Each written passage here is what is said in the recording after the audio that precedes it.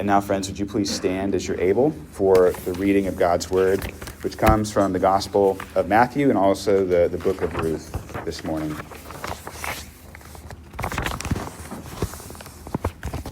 The book of the genealogy of Jesus Christ, the son of David, the son of Abraham.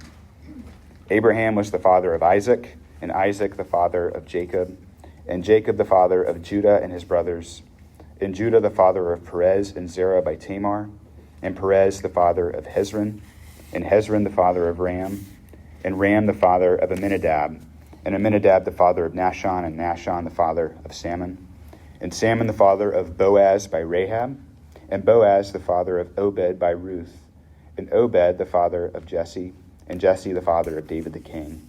And David was the father of Solomon by the wife of Uriah, and Jacob the father of Joseph, the husband of Mary, of whom Jesus was born, who is called Christ. And Naomi said, "See, your sister-in-law has gone back to her people and to her gods. Return after your sister-in-law." But Ruth said, "Do not urge me to leave you or to return from following you. For where you go, I will go, and where you lodge, I will lodge. For your people shall be my people, and your God, my God. Where you die, I will die, and there I will be buried. May the Lord do so to me, and more also, if anything but death parts me from you." Friends, this is the word of the Lord. You may be seated.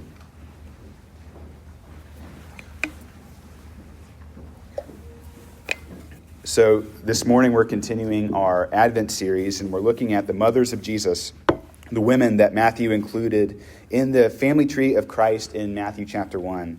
And we've said that in the ancient world, your genealogy was your resume, it was your credentials, it was the score settler that came into play when things like inheritances or property were in dispute. And what makes Matthew's genealogy of Jesus unique, what makes it different than other genealogies that you see during the first century in the ancient world, is the inclusion of women. Because during that time, women didn't have any value to add in terms of the genealogy. They couldn't make claims on property or inheritances. They couldn't testify in a court of law. There was really nothing that would add value in that time and place by including women in your genealogy. But Matthew goes out of his way to include 5 in the family tree of Jesus. We've looked at 3 of them already. We've looked at Tamar, we looked at Rahab a couple weeks ago, we looked at Mary last week, and today we're going to look at the story of Ruth. And Matthew includes these names for a point, because the first readers would have been familiar with the nature of a resume, of a genealogy, and seeing the women's names would have prompted them to ask the question, why? Why does Matthew go out of his way to include these 5 women in his genealogy? What are they there to teach us about Jesus and about his mission? And this morning, we're going to look at the story of Ruth. And if you have a Bible or a Bible app, I encourage you to find the book of Ruth there. And we're going to dive in and out of her story a little bit this morning. But we're going to look at who she was and what we can learn from her and her story and her inclusion in the family tree of Jesus. You see, I was really struck by Ruth's story this past week. And there are 3 things in particular about Ruth's story that I think can teach us a lot about who Jesus is and about how to follow Jesus in the world. The first thing that the story of Ruth can teach us is that God shows up in the dark. First thing that the story of Ruth can teach us is that God shows up in the dark. The book of Ruth is about the title character, a gal named Ruth, but it's also a story about her in-law family and God showing up in the dark for them. And so if you've got the book of Ruth open in front of you, the book of Ruth opens in this way. It opens in chapter 1, verse 1, by saying that in the days when the judges ruled, there was a famine in the land, and a man of Bethlehem in Judah went to sojourn in the country of Moab, and he and his wife and his 2 sons. The name of the man was Elimelech, and the name of his wife Naomi, and the names of his 2 sons were Mahlon and Chilion. They were Ephrathites from Bethlehem in Judah. They went into the country of Moab and remained there. But Elimelech, the husband of Naomi, died, and she was left with her 2 sons. These took Moabite wives. The name of the one was Orpah, and the name of the other was Ruth. They lived there about 10 years, and both Mahlon and Chilion died, so that the woman was left without her 2 sons and her husband. So now, what did we just read, and what does that have to do with the darkness? Well, When Ruth begins, we're introduced to Naomi and her 2 sons and her husband. In the first 5 verses, her whole life falls apart. Everything breaks. You notice that the story begins in a season of political turmoil. It says in the days of the judges. This was the period of Israel's history where they were between entering the promised land and when the first king was raised up to govern the people of Israel. And the book of Judges ends with this line that says, there was no king in Israel in those days. Everyone did what was right in their own eyes. In other words, this was political chaos. There was so much social and political instability during that time. And then on top of all of that, we read that there's a famine in the land. We read that Naomi and her family are from the town of Bethlehem, which is the Hebrew it's a Hebrew town where Jesus was born, but literally the town name in Hebrew means house of bread. So we found that a famine has come to the house of bread. And this is not a major detail for us, because people move from town to town all the time. But when we read that Naomi and her family moved out of Bethlehem into the land of Moab, it was a major red flag for the original readers, the audience, because there is a very bad history between Moab and Israel, a very bloody history between these 2 groups of people. Moabites were ethnic and religious outsiders. They were political enemies. They had hostility to one another that dates all the way back to the Exodus. When Israel was in the wilderness wandering, waiting to go into the promised land, they asked the king of Moab if they could journey through their country. And they said, we'll stick to the highway. We won't divert to the left or the right. Just let us pass through so we can get to our destination. And the king of Moab says, no, and not only are you not allowed to come through my land, if you do so much as take a loaf of bread from us, we will wage war against you. And so you see the severity of the situation for Naomi and her family, that they leave the house of bread to a land that refused them bread, all in the hopes of seeing their family survive and make it through this natural disaster. So Naomi and her sons leave the promised land. They have no food, they have no home, and no sooner do they get to Moab that things go from bad to worse in their lives. First, Naomi's husband dies, leaving her a widow. In those days, there was no more vulnerable group of people, segment of society than widows in the ancient world. And so can you imagine not just the social vulnerability that she has, but imagine losing your spouse, the one that you've loved all your days, the one that's loved you all of yours, the one that you've gone through life's highs and lows together is no longer by your side to anchor you and buoy you when the anxieties and uncertainties of life come in. But not only does her husband die, we read that both of her sons die as well. And so by the end of verse 5, Naomi has no home, no food, no husband, no children, no grandchildren. And her circumstances could not get any worse. That she could not get any more vulnerable. Everything is dark and everything is broken. And friends, I wonder if you might feel like that this morning. That everything is dark. That everything is broken. Right? Despite what the song says on our Spotify playlist, this is not the most wonderful time of year. Maybe your darkness feels more particularly intense. Maybe you've lost a job and you're wondering how you're going to provide for yourself or for your family or to pay your rent next month. Or maybe you've got a diagnosis that's upended your life and you're wondering what your next steps look like, what your future is going to look like. Or maybe your mental health is especially severe during these days of long nights and cold winters that anxiety and depression and addiction threaten to overwhelm. Or maybe your darkness looks like loneliness and not having any family or friends to celebrate the holidays with this year. And even this past week as a city, we can feel the darkness a little bit more intensely, don't we? Like what feels more dark and broken and hopeless than a school shooting, than 2 daughters and 1 teacher losing their life? Like, can you imagine the brokenness, the darkness, the heartache that's in the homes of families who have bought gifts for loved ones that they know that will now go unopened? In all these ways and more, we could say that it is not the most wonderful time of year. And if that's you this morning, this is why the Christmas story is especially needed for us this year. Why? Because at Christmas, God shows up in the dark. God sees us in our darkness. He sees you in your darkness, and he enters into it. He's about to do so for Naomi, but he's also done for us in his son. It's like our words of entrance have said, that those who have dwelt in deep darkness, on them has light shone. And if you read verse 6 of chapter 1, you see God showing up in the darkness. Literally, we read that God, Naomi has heard a rumor that back in Bethlehem that God had visited his people and had brought them bread. And so now Naomi makes a plan for a return trip home. So God shows up in the darkness first. But second, we read in the story of Ruth that God teaches us that God works in ordinary ways. Secondly, God works in ordinary ways. And you might be thinking, we're in a church, we're Christians. Well, why can't we say that God works in extraordinary ways? Well, he does. But God also works in ordinary ways as well. Several commentators on the book of Ruth will note that the book of Ruth is unique because there's nothing miraculous that happens in the story of Ruth. There's no miracles, right? So there's no loaves and the fishes that feed thousands. There's no resurrections from the dead. There's no casting out of demons or miraculous healings. The book of Ruth is a very ordinary story. And yet, in the midst of all, we read that God is at work.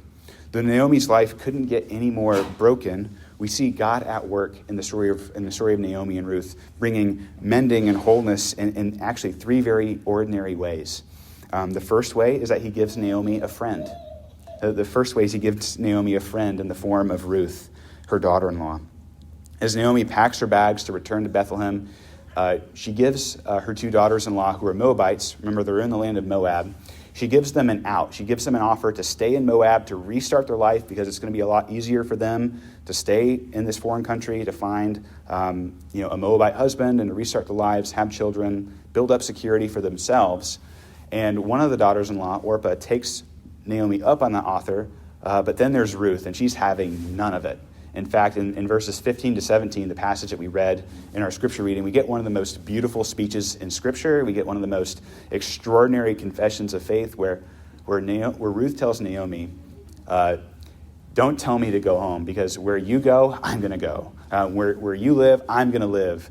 Your God, that's my God now, and where you die, that's where I'm going to be buried. And may that God that I'm believing in right now do horrendous things to me if I don't follow through on my word to you right now. Naomi hears this confession of faith and thinks, hey, I'm not arguing with that, right? And so she goes on her way with a friend back to Bethlehem, not alone, but with a friend. So God works in an ordinary way by providing a friend for Naomi. But a second way that God works in an ordinary way in the story is that he provides them not just with a friend, but with food. God provides food for Naomi and Ruth. In chapter 2, Ruth goes off to glean or collect scraps in the fields that are in Bethlehem. And this practice of what Ruth was doing was actually built into the law of Israel in those days. See, when God gave the people of Israel his law, he instituted this, what was called the gleaning laws, that if you owned a field, you were not allowed to harvest 100% of your field. You weren't allowed to harvest the corners of your field, and you were only allowed to make one pass through your field. And whatever you didn't harvest or whatever you dropped along the way while you were harvesting, you were not allowed to go back through your field and pick those things up, because what was left in the field was meant to serve as provision for the socially and economically vulnerable in the town. This is how widows and foreigners and sojourners in the land were able to collect food for themselves, to have a way of survival in a place that wasn't their home, that wasn't economically built for them to flourish. And so Ruth goes into the fields to find food for her table, and we read that she just so happens to go into the fields of Boaz, who happens to be a relative of Naomi. And this encounter sets off a chain of events that will forever alter their story. A coincidence from their perspective. Out of all the Gen fields in all the world, she goes into Boaz's. But it's providence from God's perspective, working in the unseen and the ordinary ways in their life. And by the time we get to the end of the book, God has provided a third ordinary thing for Ruth and Naomi, and that is a family. God provided a friend, he provided food, and then thirdly, he provides a family. Ruth ends up having a child with Boaz to get married, and they have a son, and they place their baby boy in grandma's lap. And at the very end of the story, the people in Bethlehem are saying, isn't Ruth amazing? Isn't she better than 7 sons? Right? And 7 is a Hebrew turn of phrase for perfection. And so, isn't Ruth more perfect? Isn't Ruth better than an infinite amount of sons? And they celebrate and they are excited that God has provided a way for Naomi and her family to be remembered, to be for their property to continue to stay in their family, for God to work in and through this dark situation.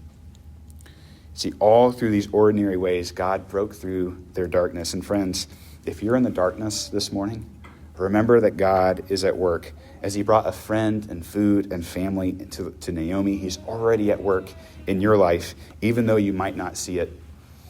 See, being Christians, we might fall into the idea of God needs to work a miracle in our life. He needs to do something extraordinary that only he can do. And God can and does do those things.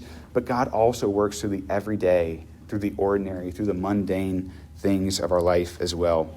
You might think that God is distant, that God is quiet. But the story of Ruth reminds us that God is always at work, even if we can't notice or see it at the time. And sometimes we find ourselves being blind to what he's doing because we're looking for the extravagant when God is already at work in the everyday. And so in what ways might you be blind this morning to God's ordinary work in your life, even though you don't realize it? And engage your sanctified imagination, if you would, with me for a moment. And think about the ways that God is already at work. Many of us can look back on our lives and see his hand of providence at work in us and in others, even though in that moment we couldn't tell you how or what God was up to in that moment. And so in this present point in time, we can embrace the reality, the truth that God is not just the God of our yesterdays, he's also the God of our tomorrows. And so consider, how might the frustration or the darkness you're experiencing right now be something that God is using to prepare you for something down the road? How might the frustration in your work how might that lead you to the next opportunity where he is able to do something great in your life? Or how might that random text or that random communication from a family member be the thing that God does something extraordinary through to bring reconciliation or to bring new people into your life right now? How might, through your darkness and through your suffering, how might God be working in and through this very moment, while we would not have asked for the suffering, while we would not have wished we were going through it? How might God be working in these things right now to prepare you for a greater glory or opportunity down the road? How might he be shaping you even now into the man or the woman that he has designed and intended you to be, and the person that deep down you want to be? You see, there's a lesson for all of us here about the providence of God, about this Christian doctrine about how God rules and overrules all things for his glory and our good and for his children. But friends, I want to say that there's also an outward-facing lesson for us here as well. See, just as God provided for us in the ordinary and everyday things of life, is there a way for you this Christmas, this new year, is there a way for you to be an agent of God's providence in the life of someone else? That just as God brought family and food and a friend to Naomi and Ruth, is there a way where you can be an agent of God's providence to be a friend to somebody who is in desperate need of friendship? Is there someone that you can bring a meal to who is wondering how they're going to put food on their table that you can provide a meal for? Is there someone in your life or in our church who is lonely, who could be surrounded by the family of God, the community of faith? You see, friends, can we commit to being a church that on our watch, there is not one person in our community or in our lives who goes about life without a friend, without food, without a community? Can we make sure that we're the kind of people that nobody goes friendless, famished, or lonely? Because I think this is one of the calls that God has for us as a church, to work in people's lives through the ordinary means of friendship, of food, of family, to be a community that people are seen and heard and cared for. Can we say that for Res Pres, no one goes unseen or unloved? No one goes friendless, hungry, or lonely? Because we have a God who works in extraordinary ways, yes, but he often works through the ordinary ways of his providence, and agents of providence who are on the lookout to do these ordinary, everyday things that have an eternal impact. So the first thing that Ruth's story teaches us is that God shows up in the darkness. Second, that God works in often ordinary ways. And then third and finally, Ruth's story teaches us that God often works through outsiders to make people insiders. God often works through outsiders to make people insiders. And we see this truth on display in the three different characters in this story. First, consider Ruth. She's an outsider if there ever was one. She is a Moabite, a social, ethnic, religious outsider, a political enemy, and yet she's shown an unconditional act of love by Naomi that causes her to risk it all, to cling to Naomi and to Naomi's God and become vulnerable, to be an outsider in a foreign land, to risk her life and her safety, to go out into the fields to provide for the one that she loves. But, how? What was that unconditional act of love that Naomi showed her? Well, we touched on it a little bit earlier in the story, and it didn't seem like a major note, but here's why it was a major note. As Naomi makes her plans to return to Bethlehem, and she gives her daughters-in-law an out, right? What Naomi is doing in that moment is she's putting their interests above her own. Do you see how selfless that is? She knows that it's going to be much easier for her daughters-in-law to restart their lives in Moab, to get a Moabite husband, to raise Moabite children, to be in the place where they speak the language, where they can have a safe and easy place to rebuild and restart. And Naomi does that completely at her own expense. She gives them the opportunity to stay in Moab and to return home vulnerable, empty, alone, so that the people in her immediate circles can be cared for. And isn't that a selfish act of love, a selfless act? And Orpah takes her up on that offer, but Ruth sees that selfless act, that unconditional love from Naomi, and it does something to her and inside of her. It causes her to look at the God behind Naomi's life and say, that's the kind of God I want to live for. That's the kind of God I want to cling to. That God is worth me going with my mother-in-law back home and being misunderstood, being an outsider, risking my own life and becoming vulnerable because the God behind Naomi's action is the kind of God I want to give my life to. That's the kind of God I want to follow. See, Ruth saw this selfless act, this God who comes to Ruth, the outsider, and offers to bring her in. And it changes Ruth's life forever, all because of the sacrificial love of Naomi. And there's a lesson in here for us, friends, that Christianity becomes the most credible to non-Christians, to people who are outside of the faith. Christianity becomes the most believable to our non-Christian friends and neighbors when Christians inexplicably, with no benefit to themselves, serve other people, put their interests above our own interests, and are hospitable to other people, even at our own expense. When people see the selflessness of Christians, that should be the thing that causes them to create questions, to ask, why are we doing these things? To see the God behind our lives and to see not just the unconditional, selfless acts of individual believers, but to see the greater offer of unconditional love and sacrifice in what God has done for them. You see, that's Ruth, but now look at Boaz, right? Boaz, the relative of Naomi. Maybe you noticed that in our reading in the Gospel of Matthew that Boaz is the son of Rahab. And remember looking at Rahab a couple weeks ago? You remember Rahab, the Canaanite, pagan, moral, social outsider? That Rahab is the father of Boaz in our story, that she was brought in through the kindness and through the love of the people of God, the spies who went into Jericho. You see, can you imagine the stories that Boaz might have heard growing up with Rahab as her mother? The stories of how she hid the spies, how she risked her own life to be saved in order to become a part of the people of Israel, the people of God. And do you think that because of what Rahab went through to be part of God's people, do you think as a mother she would have made sure in raising her son Boaz that just as she was an outsider who was brought in by the kindness of God, that she was going to make sure she raised a son who did the same for others, that she was going to raise a son who had an eye for the outsider, for the vulnerable, for the people on the margins, just as she was on the margins and brought in. And so one day, Ruth just so happens to see a foreigner gleaning in his fields. He just so happens to see an outsider doing what she can to provide for herself and for her relatives.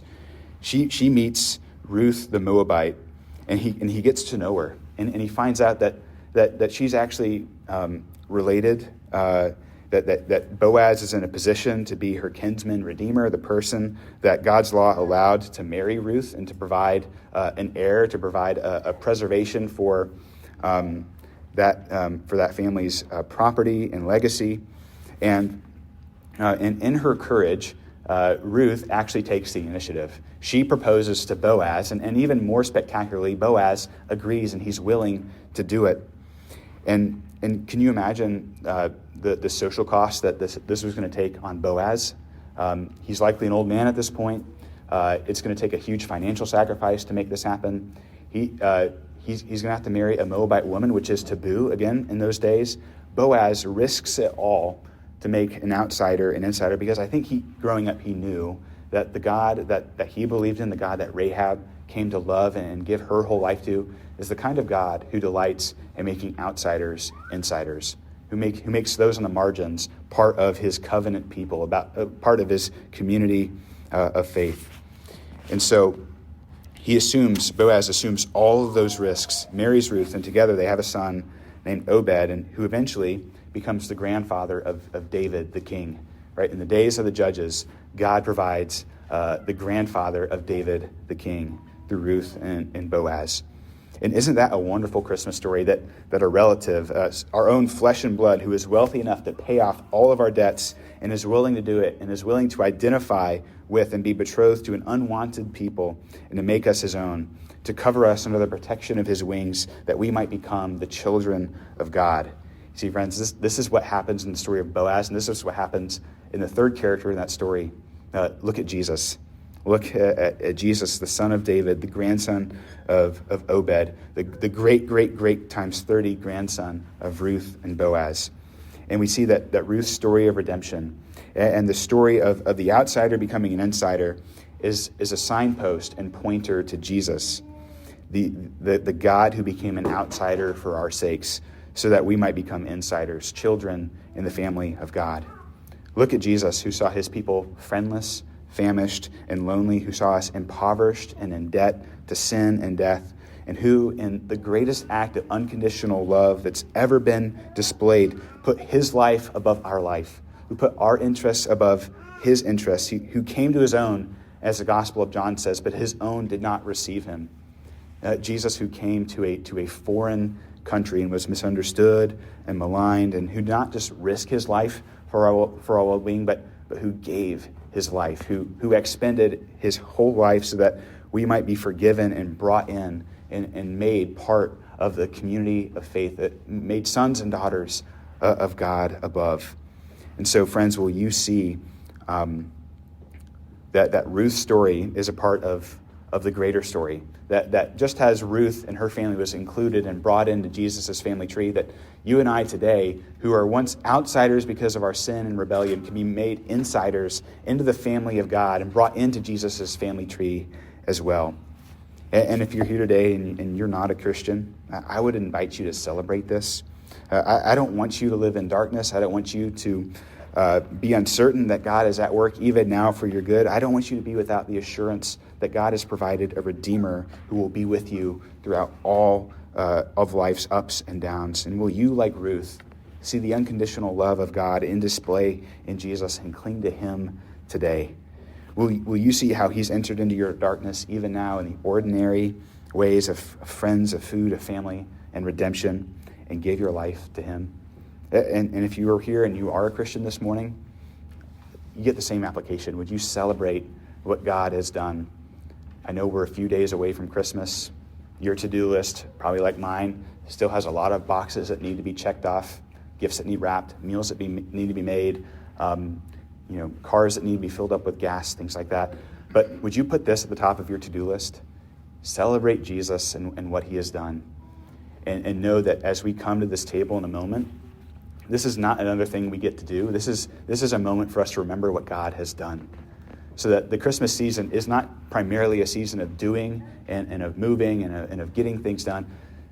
Christmas is a season to remember what God has done and to rest and rejoice in that today and every day. Would you pray with me?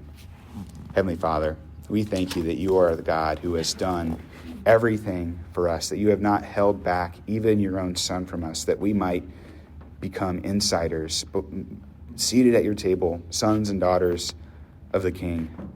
And God, I thank you particularly this morning for the story of Ruth, how you entered into the darkness of their lives and their situation and worked in ordinary ways and, yes, extraordinary ways to do for them things that brought you glory and that brought them flourishing. And God, I pray that for us as a community of faith, that we would seek to be agents of your providence, that we might go out into the lives of others, and through the ordinary things that you've provided for us, that we might provide those for others, and then they might see and know and cling to the God of grace that's found in Jesus and Jesus alone. And it's in his name that we pray. Amen.